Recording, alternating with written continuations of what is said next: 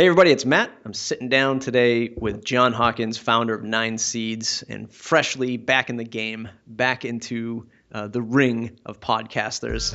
John, welcome to the program, sir.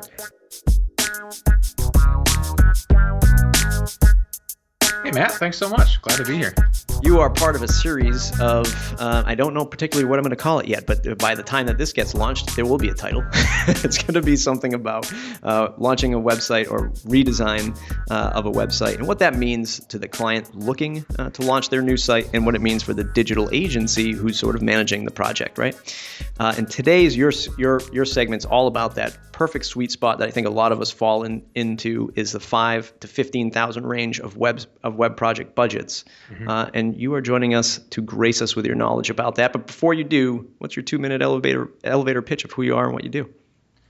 Well, you already said. I'm John from Nine Seeds, and we've been around for a little over 5 years. Before that, I probably worked about 15 years doing 10 to 15 years, I guess, doing web development. And for a couple of I had my own company for a while, and then for the 10 years before that, I worked for a affiliate marketing company, and been in the space a long time. We're thrilled to be doing nothing but WordPress. We're big fans, and yeah, that's us. That's awesome. I always enjoy. I know I should have done the proper background information, but I always enjoy talking to people who lived their life in the affiliate world. Oh yeah, it's awesome. Affiliate Summit is going on right now here in Vegas, and I haven't been in years, and that's probably one event that I really miss just by not being in that space anymore. It was a lot of fun. Yeah. I always think of warrior forums. Is that good or bad? I mean, they're still there. I mean, people. Yeah. I know people that are making a crap ton of money. Doing that type of stuff. It's a game. You have to play an exact game to do it. But if you play that game, I mean, you can easily win it. Yeah, absolutely.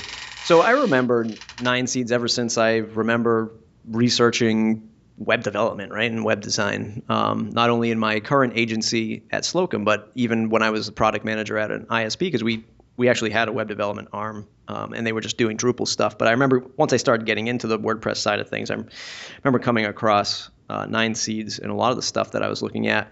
So one of the processes or many of the processes that we employ at our agency, and I'm interested to hear from you, we have a pre-sales process. We have the discovery process, right? And I'm just talking like in terms of like the perfect waterfall of events would be like pre-sales. We talk for half hour, 45 minutes, understand what you're up to. Then if all things, point to yes, we'll move into a discovery phase, which is normally a paid for phase. Mm-hmm. Even if they're not going to hire us to implement the design and development, we'll still do a paid discovery, which they can take to another agency. Yep. But what is it like in your world? What do those phases look like? Even if you were talking to me as a client, I mean, what path would you take me down? Yeah, I mean, in a perfect world, that's really the path that we like to take as well, where we have a contact form, and that's really where we get probably 85-90% of our clients as people actually find us online. We do pretty well in Google search, which is fantastic, especially considering I literally make zero effort to do SEO. It's just not what we do. So, and we get a lot of word of mouth. But people find us and they throw varying lengths of a contact form at us, and our first go around would typically be me researching it, giving it a tire kick, and if it looks like something that's going to be worth the time to do something larger, what we'll do is we'll actually then set up a call with a couple of us online. So it'll be me and a business partner. We'll both get them on the line, and we found that having two of us on the phone really has helped. We'll each catch something that the other might have missed, or I might find something that is, hey, this seems really important, but the other one will go, oh, I don't think it's that big of a deal. And so we try to have a couple of people on there, and that's really helped.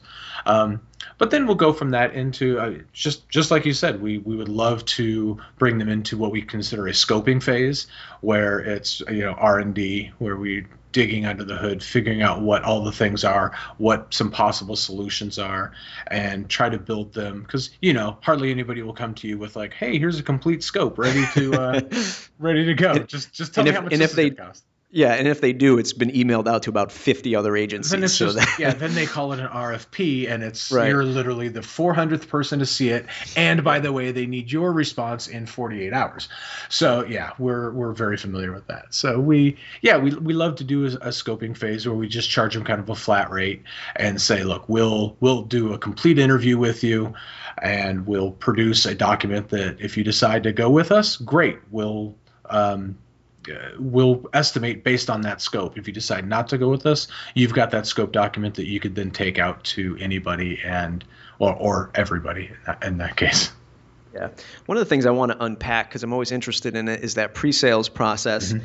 And how you said it was, you'll go and kick the tires, right? You've got the customer who's coming to you kicking tires. Now you want to go kick tires. I love that phrase because I used to be a car salesman. Awesome. And one of the things that that you have the benefit of in-person sales, right? Especially car sales, the person, potentially drove up in the trade-in that they have, mm-hmm. And if it's a truck, you kind of get to kind of break down, who they are. You get to kind of reverse engineer who they are. Do they have a tow hitch? Is it rusty? They might have a boat. Do they have a toolbox? They might be construction, right? What kind of truck is it? A quarter ton or a full ton? Mm-hmm. So you might kind of be able to break these scenarios down. How clean's the inside? Right. How clean is the inside? All that kind of thing. Sure. How do you reverse engineer that lead coming to you in today's world of digital? Do you do Google searches and social checks? How do you do it? I before I get to a point of getting them on the call, I don't really necessarily go that far into it. I'm not looking at their background or anything, but no background checks. I will go to their website. I'll check that out, and I will. I'll try to at least go through half a dozen pages, just checking out what their existing is, and then looking at what they're telling me in their contact form, and just kind of comparing, because even without doing a ton of research, you can see kind of like where they're going. Are they making a small leap? Are we talking about, hey, I've got a site that's currently built in X and now I want it built in WordPress? Is it going to be are we talking about a major overhaul here? Right. Are we changing functionality massively? Things like that. So try to figure out where they're coming from and where they're going to. If they're trying to have us build something that is within roughly the same scope of what I would say their existing site is, then you already know that they should be looking at a price point that they've probably spent money on that first one to get it done. The ones where it's almost like a business card website and now they're looking to build Amazon.com, those ones I'll stop almost immediately and try to get them on the phone and really try to get to budget talks and figuring out whether are they really planning on spending over how much time, because it's not a matter of us not wanting to work with somebody based on a budget. It's way more about what they're expecting. I just don't want to. There's only so many hours a day. I don't really want to spend 4 hours digging through to build an estimate where somebody goes, oh, well, I had $500 to spend. Right. Because we've never done that before, ever. Right. Yeah. Right. I'm glad that you said that it's not that you don't want to work with them on the budget. Mm-hmm. It's about that expectation, right? Because, I guess phrase of the year, we're just, freshly into 2015, and last year it's all we heard about was value-based pricing. Yeah. And, I'm not super sold on that as a phrase. Mm-hmm. Or to coin, what we do. I think it just all comes back to just selling, right, and negotiations. But I think it is very important for the younger digital agency or the solo developer designer out there to, not just be fixated on I need to get $5,000. It needs to be $10,000. Right. If it's $5,000 for a brochureware site that you can just do a kick-ass job with and it's profitable for you, then do it, right? Absolutely. Why not? It might not. Kind of dovetailing on that a little bit. Don't forget that a lot of times when you're talking about either a small agency or even the solopreneur or a team of 2 or 3, they don't necessarily have time to go and spend 2 days doing a research and Right. the whole background of an entire project. I mean, it's almost kind of got to be where the projects that are coming in have to fit on both sides. They have to fit into what you guys can handle as an agency. And we don't have a team of people who are researching every single project and then turning them into these big elaborate scope doc. And not only that, don't forget, as a small guy, you're probably not going to be getting these people who have $15, $20, $50, $100,000 budgets. Those are going to take time. I mean, you may get one every now and again, but like you said, it's probably also been emailed to 400 other people. So right. A lot has to go with fitting on both sides and the people that are kind of coming to your door.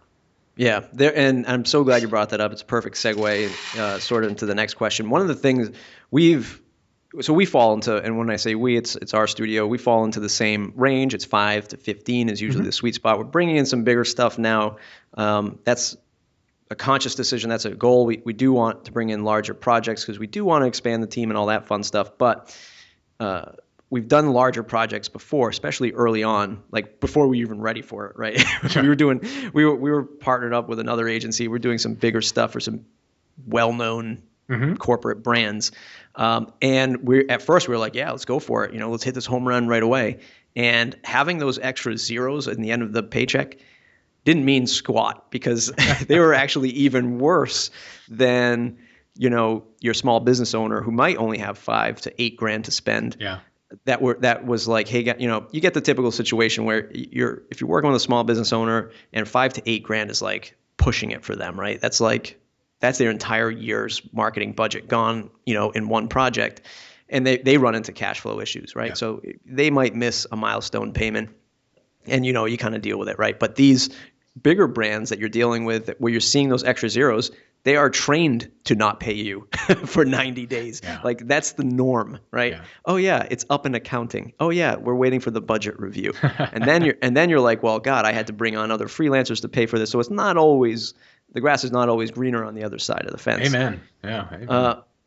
The 5 to 15 range, have you settled on that because the internal processes are just so damn good now and you guys are super flexible? Is it the challenge? The way I see the 5 to 15 is the projects don't last as long, right? Maybe 45 to 60, maybe 90 days max, which would probably be like some kind of content issue, right? In most worlds, waiting to get content. But do you enjoy that space because it's just profitable for the business, or it's interesting because you get to see so many varying projects? I'm going to just say yes across the board, because it was yes to all of those things. Because it's a little bit of everything, where we too, like early on, we did a couple of like really large projects, and not only were they so large projects, typically the ones that have these multiple zeros at the end, they typically don't come to you as, hey, we got this $100,000 thing that we want you to do. It never starts off like that. Two of our biggest clients both came to us literally with $2,500 projects to begin with. Yep. And we totally agree. Yeah, we knocked out a couple of small things for them, and then one of those guys, we ended up working with them for the next 2 years straight, until they had a big changeover in internal staff, and the new folks that came in had other people they wanted to work with. Okay, great. So the relationship ended just fine, but it was over the course of that time, I mean, it went from a $2,500 project to, probably somewhere close to $200,000 in development over a few years. And beyond that, same thing with several of the other ones. So that 5 to 15,000 range, you end up getting people who can easily come in. They've got a pretty good idea of what they're looking for. We can do a site design, build them a custom theme, maybe a small bit of functionality, and get them in, get them out, get them launched, and everybody's happy. And so they do. They kind of come in and they go back out, and they're good. The ones that are smaller than that, we don't really. it's not that we can't do them, and a lot of times we will do these smaller projects, but they aren't full builds, right? They're not. They're not gonna. We're not going to build them like a full website. What we're going to do is we're going to probably go in and maybe build them a small plugin, or we're going to build them, maybe customize some functionality or some design. So the 5 to 15,000 has really just been, a lot of it has to do with the size of the projects that come in our door, and the ones that we're just getting better at landing those. Do you think that you said something about when they don't have the budget, we might not be doing them. We might not be going in with a full build, and we might not be doing a full-on discovery and wireframe and all that fun stuff. So a couple parts of this question. One, do you think it's okay in the year 2015 to pull pieces off the shelf like a theme, like some standard plugins, put it together for one package price? Do you think that's okay in this day and age? Because quote unquote, growing up in this industry, it was always like, no, start with pen and paper and draft it out in your book first, then bring to like digital wireframes. Like, we got to do this handcrafted, to the pixel kind of design.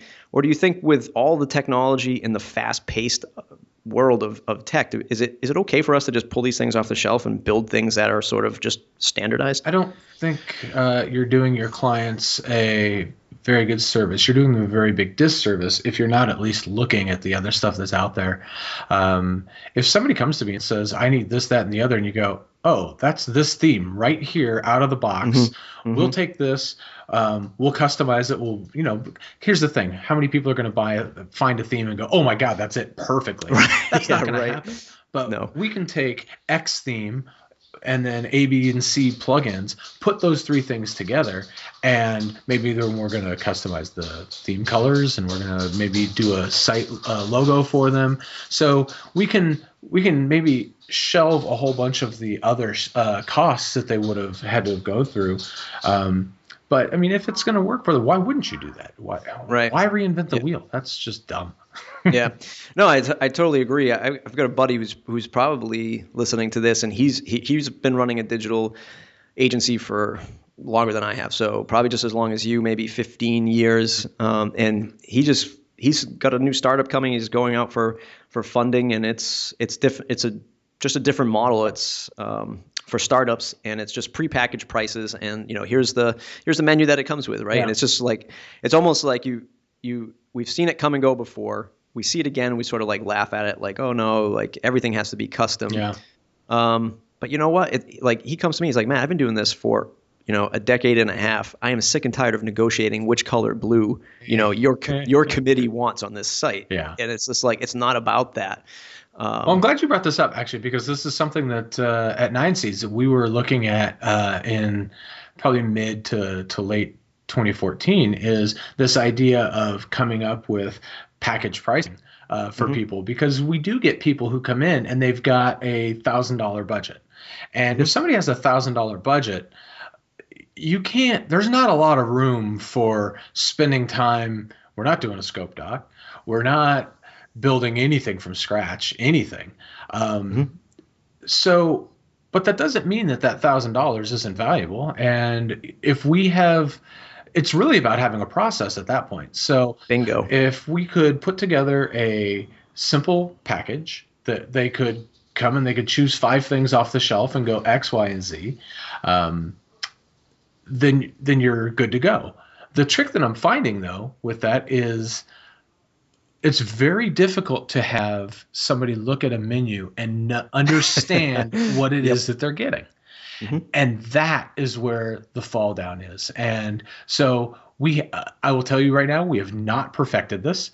It's something that we're still working on, and something that I would love to do, because I think it's one of those things where we could potentially generate some income without having to what I say, have the big guys involved. I don't need to have one of the owners on a call to do this. We should be able to hand this off to somebody who can take it and run with it, and I never really even have to see it. Right. I mean, absolutely. It's human nature. You go to a restaurant, you order a burger, and you're like, oh, can I get that without the bun and the fries? Can I get salad instead? And they look at you like, well, that's not how it is, but I guess we can make it. everybody who's listening to this, who's also been exposed to the value-based pricing, but they're saying, oh yeah, but you're not maximizing the profit. Well, sure you are, right? I mean, if it's that $1,000 and your internal process is educating the client on a proper WordPress install or the proper set of plugins or how to connect this to Google Analytics, that's worth $1,000 all day long. Yeah, absolutely. Right? Because it's essentially training and supporting them to launch their platform. Yep. And you never know where that's going to go. That $1,000 client could come back and go, oh, that worked out so well. By the way, here's a friend of mine, and they've got $1 million. So you just don't know where it's going to go. So I don't really like turning those small guys away. Some of our biggest clients, like I said, have started off as $2,500 projects. Yeah, and I'm in right now today. I have to actually put out a quote for somebody that an organization that has plenty of money, plenty of money. And if I walk through the door looking at it from a value-based pricing, and I put together some ridiculous quote because, I did the math and I looked at, how many articles they'll be publishing versus how many authors they need and all this function, and I would put that out from some kind of value-based thing. They would like, there's no negotiation, right? This is like, C-level management, and they're just like, yeah, we don't have time for this. We want you to give us a number, right? And if you do good, we'll be back. And that's the end of it. So I can't put anything out like that. Let's segue into the. You have two use cases for us that fall in the budget range. I guess let's start with the social media site first. How did that? You don't have to tell us how it came about, but what did that project look like? Like, what was the goal? Did you achieve it? And what was the ROI for them? Sure. So one of the sites that we worked on is a company called Digital Royalty, and they are a social media marketing company. They've been around quite a while. They've got some big name clients, Shaquille O'Neal and the UFC and a whole bunch of other folks. So they know what they're doing in the social space. But when they came to us, their website was, well, technically speaking, they had about 10 websites, which was an interesting thing. They had a couple that were on WordPress. They had a Tumblr site. They had this crazy thing that was built just in straight up PHP that was not a CMS. And, it was an absolute nightmare. But they never really used their website as a tool for their business. They set it up as a blog, which, big scheme of things, not a horrible thing. They were, posting content on a pseudo regular basis. But if you were a big company, the types of agencies that would be going to them, looking to hire them, they would have been looking at their site and almost would have been running away screaming. I mean, there's just no way that they're going to be taken seriously for somebody who's going to start asking for, tens of thousands of dollars, potentially monthly. So we early on, we actually did a whole lot of work for them. They have an online training facility as well for social media and things like that. So pretty cool. They do a lot of interesting stuff. But what we did for them initially was and there's my dog. The first thing that we did was we actually combined all of their sites because they had this thing. It was a complete wreck. And we combined them all into one big WordPress multi-site install, which actually gave them the ability to, for the first time, kind of manage all of their content, which was pretty awesome for them. But then super valuable right there. Yeah, exactly. If we did nothing else, they were already winning right there. Right. And then after we had done that, we did that project for them. And then they kind of came back to us a while later and they're like, hey, look, we really need to kind of spruce up the what we do. And so we kind of worked with them a whole bunch on what is your site? What are you looking for people to do? The one question I love to ask people is if a visitor comes to your site and they could literally only do one single thing, what is that one thing? And let's get that as the first thing that the person sees. If you wanted to call you on the phone, great. Make your phone number as large as possible on the screen, and that's what they're going to do. So we actually took their site, did a complete redesign from the ground up, actually had them write a whole bunch of new content, put it all together. And for a company that lives on the internet to not be using their own website as a marketing tool was a travesty. And so now they're actually in a spot where, for the first time in their entire history, they've actually got this, what I call it their home base. They've got this home base that they can actually point people back to. Now, all that blog content is still there. It's just on a separate page, right? And then, Right. But now that, people go to this page and they go, oh, look, this is a professional company. Let's call them. Let's talk to them. Mm-hmm. It's been a really interesting transformation. I'm really enjoying, because I follow them on social media and check out what's going on for them. And so it's fun kind of seeing the outside world pick up on what they've done and turn that into something completely different. It's really interesting. And the amazing thing about that whole segment that you had about them was you weren't talking about, plugin optimization. And sure, maybe the most technical thing you brought up was multi-site, but the point is, for those listening, is you're finding opportunities for their business and to repurpose what they've already built, so they're not having to respend on content. Another way to repurpose content.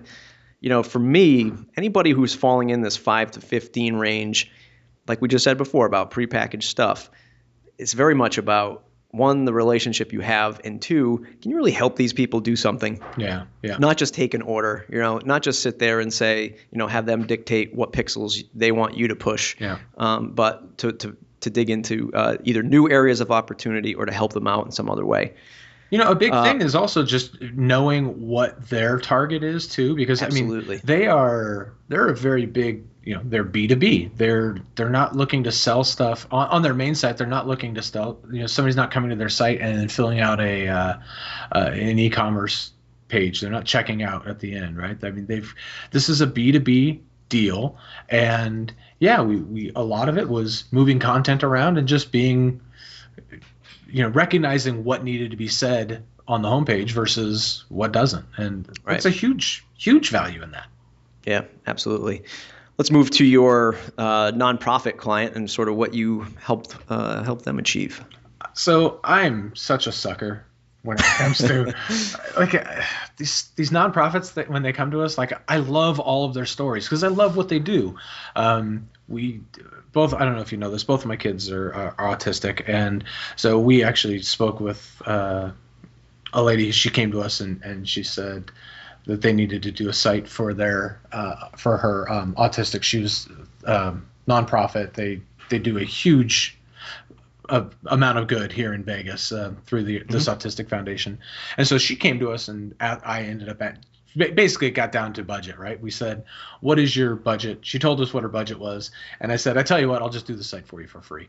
So I'm really a sucker when it comes to nonprofits. But on this other one, Spread the Word Nevada, the cool part was one of the people that worked there, I've actually known her for a long time through a lot of different local meetups and stuff. So we've actually been friendly for several years, and she knew what we did, but she never really kind of put two and two together. And then I guess early in 2014, she came to us and she says, our company's looking to redo our website. Would you guys be interested in talking to us? So of course. And of course, they didn't have a very big budget. It was one of those where we ended up having to have several meetings to kind of get them to be able to make it a sellable thing for their what do you call it? Their council committee. So, but once we got them in there, and then once we figured out where their sweet spot was, we were actually able to put together a nice looking, very clean, new version of their website, and which it was great because after it was done, now they're telling us, oh my God, the board of directors and the community feedback has been awesome. Can't say enough nice things, And for them, it's one of those funny things where they, something that you and I might look at and go, oh yeah, that's kind of trivial and something that we would do every day. Right. In this particular space, it's not. Like what we did for them is kind of cutting edge, and even though it really isn't, and they blew up over it, which is fantastic. So I kind of reached out to them, and I was trying to figure out how did this help you guys? Like this new site, how did it what was the actual benefit for you? So she kind of came back and she told me some cool stuff regarding every year they do an annual holiday campaign where they are looking for donations. And she said in the year 2013, they had done roughly $2,500 worth of donations. And for them, that's big. I mean, that's $2,500 that they get to put towards putting books into kids' hands. Right. But at the end of it, when they were all said and done, she looks at her expenses, because what they were doing before was they were actually doing these as printed mailers going out to their entire donation base. And so by the time they had printing and envelopes and postage and design, they basically break even on the entire thing. So it's a bit of marketing because they are getting their name out there, but their whole idea is to bring in that cash and then be able to use that for good. So in 2014, after we had done the site, we also, one of the things that we did with their site is we put them together an online e-commerce donation page. And so in 2014, going out to that same group, they doubled their income, just their flatline income, but their expenses went down to $75. Wow. So it's, for them, it was just you can't even calculate that win. It's just such a huge thing. So yeah, for them, it ends up being a thing where now I'm trying to explain to them, let's find other types of campaigns that we could run during the year. It doesn't have to just be a once a year thing. Like this is here. Let's drive traffic to it. Let's get people to know that it's there and make that number explode. Yeah, one of the things that we look for, and we explain to our clients is when we're going into a new project, like what are the goals? One of the goals is awareness, right? So. Mm-hmm. Oh yeah. What does awareness mean to them? Is it a new digital website? Is it a microsite? Is it pay-per-click? Like, what are these areas of awareness that we can find? And then another one is efficiency, and then it ends with profitability. So does all of this stuff equal profit? And efficiency is always that one that gets overlooked so much. Yes.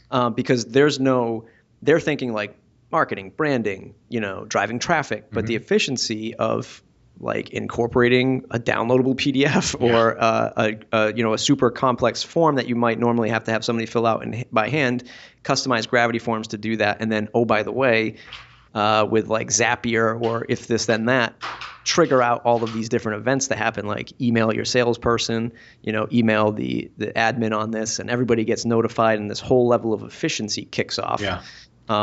That they've never experienced before. And that's like the sweet spot, right? That's the bread and butter. And they're like, wow, like so you made our lives infinitely easier. It's so funny that you bring that up because before 9 Seeds and actually even before my previous company that I was at for a decade, I used to create these little admin panels. My whole thing has always been, my entire career is, how do I make your life easier? If there's a way for me to if you've got a 10-step process and I can automate 6 of those, let's do it. Like I love that stuff. That's kind of what gets me up in the morning. Yeah. And this is really what starts to separate that, the new age sort of, digital professional or digital agency like you and I, right? It's one thing to, hey, do you know WordPress and can you install this? Yeah, but there's like 10,000 of us. Yeah. Go to Advanced WordPress Group. There's people of all shapes and sizes and levels doing WordPress, right? But what's really going to separate us from everybody else and those listening, the tips are you have to solidify that relationship with the person right away, like the person driving onto a lot trading in their car story. Can you really find synergy with your relationship? Can you find business opportunities for them? Can you make these things easier? Like that's are you great with communication? Can you help them with communication? Mm-hmm. Not just between the two of you, but with their own clients and their own brand and stuff like that. That's what's really going to set us apart. Is there anything else you think that's really going to set apart sort of I hate to use the term pixel pusher for today's digital agency? Like what else could it be that really separates somebody from the crowd? Yeah, it's definitely, thinking outside the box and it is. I mean, it's all selling, right? I mean, that's what we do Right. is we all sell. But I mean, it's what are you selling? Are you selling them on, yes, we can build you a website, or letting them know all of the other things that kind of come along with it. And it's thinking outside the box. It's not just. It can start off as putting together a menu of pricing Hmm. and selling these four things, but that's only going to get you so far, and it's only going to get you a very specific size of client, and you're probably never going to grow outside of that if you're not immediately going, well, how do we turn this inside out and Right. and throw it at the wall and make something else out of it? I mean, that's Yeah. that's what it's always got to be. It's think different, come at it from different angles, sit in your client's seat for a day, think about Yeah. what they're going through. And that's one of the things that we see this a lot with other agencies, and especially because I run the local meetup here, so I talk to a lot of people who are also trying to sell WordPress as a service. And they don't necessarily look at it as, they're kind of looking at that bottom line. Oh, I told the guy it was going to be $4,000 and he went running. Well, Yeah. what did you tell him he was going to get for $4,000? Yeah, exactly. So it's tough. It's a tough thing, and sales is a hard thing. I would love to tell you I'm great at it. I'm not. It's something that I'm always working on, always evolving, and I have a feeling that'll never stop Yeah. till I'm done in this. Yeah, totally agree. And that's, that's the missing ingredient for, those that are listening who are not, even somebody who's just totally afraid to even consider themselves in sales. Mm-hmm. I hate to break it to you, you have to get some level of comfort with that, right? Because at some point you're needing to put food on the table. Otherwise if you don't want to be client facing sales, then your only other opportunity is to go, as long as you still want to do service stuff, but it's to partner with somebody else who's going to feed you the work, and you're, never client facing, but that's totally fine too. But here's the thing, even non-client facing folks, every single person in your company, I don't care what they do, they're all in sales. Every single one of them. Absolutely. So yeah, guess what? Get better at sales. There you Yeah, go. yeah. Here, you want a tip? There you go. That's your tip. Yeah, I guess I couldn't sugarcoat that Nope. one. What do you think the biggest takeaway is for somebody who's listening to this episode right now, saying, I'm ready to invest $5,000 to rebuild my site. I'm really finally ready to make the leap. And I will say that my next interview after you is somebody who has a budget ready to reinvest into redesigning a site. So what do you think they should be looking for when they knock on the door of a digital agency? It's a comfort level, definitely. You got to feel comfortable with the person that you're talking to. There's got to be a trust level.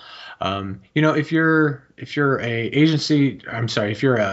you're looking for a site to be built and you're strictly just going to the internet and doing a search for, WordPress developer, you might find us, but that doesn't necessarily mean that we're the best fit for you. Talk to people.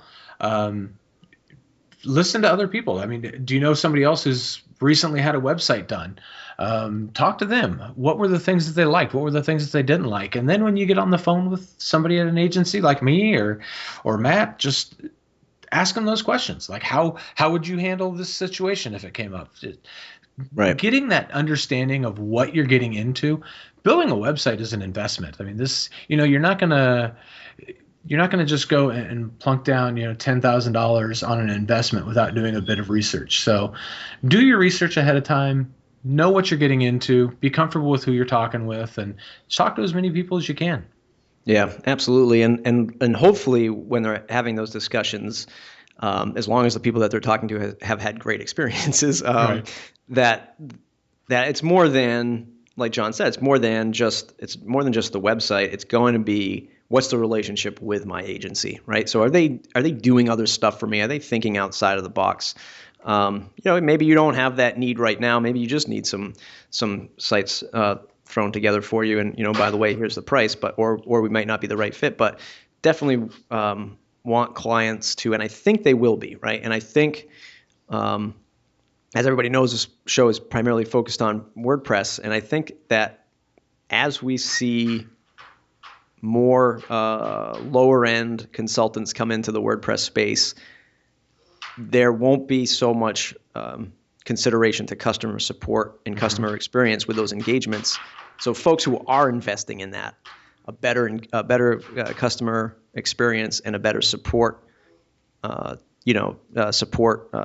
or contract, whatever it might be, we will start to finally break out from that bottom that so many of us are telling people raise prices, raise your rates, raise your prices. And I think it's fine for other folks like you and I to tell other people to do that while the market doesn't dictate it. But I think in 2015, the market's finally going to come around and people are like, you know what? I need to hire somebody to do this right for me, not just get it done. And it's, again, don't forget that it's not just this. When a client comes to your door and they ask you for a project, they're not going away once it's all done. If you've done your job right, at the end of the project, they're basically ready to just keep you on and have you support it. And the next time something comes up, for better or worse, be ready to have a long-term relationship with each client, because that's in a perfect world, that's how it should be. I mean, you want these people. Why do if you don't keep that person as a long-term client, then that means you have to go back to selling. Yep. And we all know you don't want that. We already talked about that. You don't want to do that. John, it's been an amazing episode. Thanks for taking the time to hang out with us and tell us all about what you're doing over at your business. What else is going on in the podcasting world, and where can folks find you on the web? Where can they find your new podcast, and where can they connect with you to say thanks? Well, first off, thanks for having me. I had a blast. This is great. I love talking this stuff. I'm really looking forward to next week being out at Pressnomics. I think that's going to be another fantastic event. You can find me. I'm on Twitter at Vegas Geek. I blog sometimes at vegasgeek.com. And I just started a new podcast of my own, Hawk Talk Podcast. And we're about 3 episodes in, and I'm absolutely loving it. I can't wait to, Matt, I'm going to have you on in a couple of months, and I get to turn the tables and ask you all the questions. Yeah, that's great. I can't wait. Amazing stuff. Everybody, I hope you're enjoying this series of web redesign or web design strategies and tactics. You can learn more at mattreport.com. And as always, mattreport.com/subscribe is the best way to stay connected. Until next time, everybody, we'll see you then.